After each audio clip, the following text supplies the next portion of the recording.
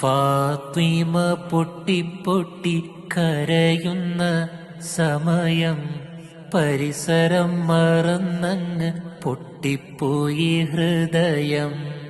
ഫാത്തിമ ഗദ്ഗദത്താൽ വിലപിക്കും സമയം പിരിശപ്പു പിതാവോരെ കാണും ഏതു സമയം. പറയുന്നതാ നബി തങ്ങൾ കാണാം ഒരുമിക്കും നാളാം മഹ്ശറ നാളാം.